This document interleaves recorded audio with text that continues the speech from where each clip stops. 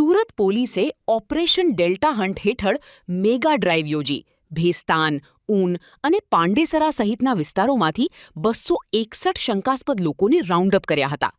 Document verification દરમિયાન આમાંથી 84 લોકો બાંગ્લાદેશી હોવાનું સામે આવ્યું છે, જેઓ બોગસ ઓળખપત્રોના આધારે અહીં વસવાટ કરતા હતા. પોલીસ કમિશનર અનુપમસિંહ ગહેલોતે જણાવ્યું કે પશ્ચિમ બંગાળ થઈને આવેલા આ લોકો એજન્ટોની મદદથી નકલી દસ્તાવેજો બનાવતા હતા. હાલ વધુ 107 લોકોની પૂછપરછ ચાલી રહી છે અને આ તમામ ઘૂસણખોરોને ડિપોર્ટ કરવાની પ્રક્રિયા શરૂ કરી દેવાઈ છે. તપાસમાં હ્યુમન ટ્રાફિકિંગના કનેક્શન પણ સામે આવતા પોલીસ વધુ ઊંડાણપૂર્વક તપાસ કરી રહી છે. માનनीय गुजरात राज्य सरकार ने सूचना मुजब जो है અને डिप्टी सीएम साहबના નેતૃત્વમાં जो एक अभी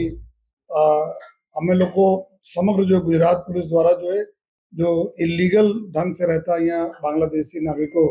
विरुद्ध में जो कार्रवाई करवा માટે एक सूचनाओं હતી जो है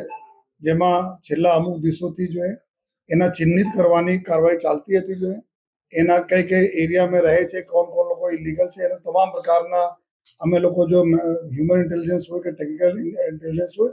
એના હિસાબથી આધાર કાર્ડની માહિતી હોય બધા કામગીરી ચાલુ હતી અને ગઈકાલે મોડી રાતથી જો એક અલગથી કાર્યવાહી ચાલુ કરવામાં આવી જેમાં આપણા ક્રાઇમ બ્રાન્ચ એસઓજીના ટીમના સાથે સાથે સમગ્ર જો પોલીસ સ્ટેશનોના ટીમ એના ડીસીપી જો સેક્ટર એડિશનલ સેક્ટર્સ વગેરે બધા લોકો એમાં જોડાયા અને સુરત શહેરમાં આવનાર જો ખાસ કરીને ભેસ્તાન, ઊન, પાંડેસરા, પૂના, રાંદેર, અમરોલી વિસ્તાર અને આ વિસ્તારોમાં જો સચિન વિસ્તાર થઈ ગયા અઠવા, કોસાડ, ચોક બજાર આ વિસ્તારોમાં જ્યાં વધારે આ પ્રકારના લોકો પહેલે પણ પકડાઈ ચૂક્યા છે એના જો ટાર્ગેટ કરવામાં આવ્યા જોઈએ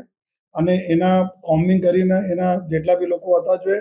એના વેરીફાઈ કરવાની કામગીરી ચાલુ થઈ જોઈએ અને અર્લી મોર્નિંગ સુધી તક જો વિગતો આવી અમે લોકો ટોટલ 261 જેટલા લોકોને જોઈએ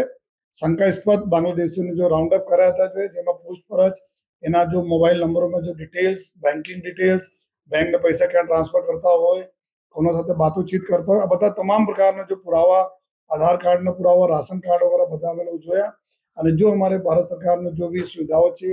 ભારત સરકારની સુવિધાઓ છે એના માધ્યમથી જો આ લોકોનો ડેટા અમે લોકો ચેક કરે છે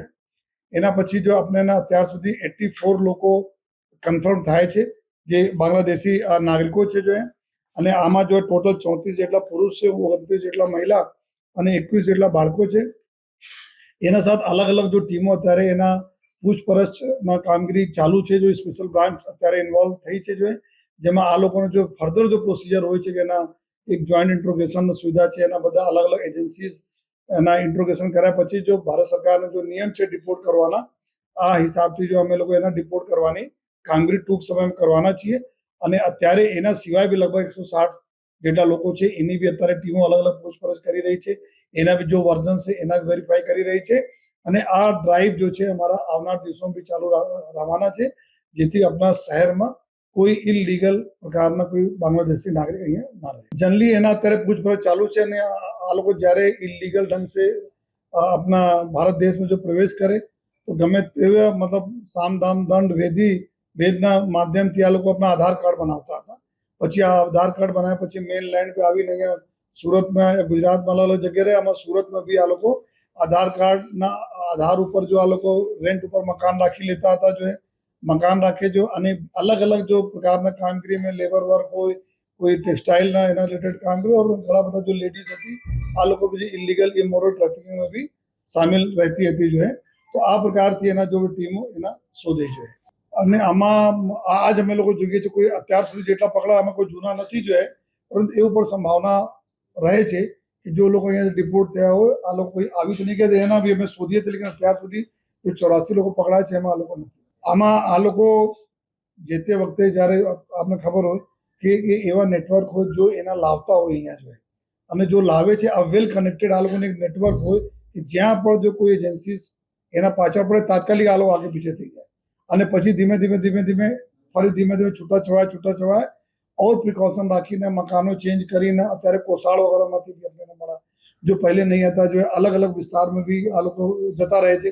એના જો નેટવર્ક છે એકને ટચ કરો તાત્કાલિક બધી જગ્યાએ થઈ જાય તો આ નેટવર્ક ઉપર અત્યારે અમે લોકો ટેકનિકલ જો એવિડન્સ અમે લોકો લીધા કે એના હિસાબથી નેટવર્કના જો મેન લોકો હતા એના સુધી અમે લોકો પહોંચીને પછી અહીંયા પહોંચ્યા, જેથી આ મેસેજ બહુ જલ્દી સ્પ્રેડ નહીં થાય. પશ્ચિમ બંગાળ માટે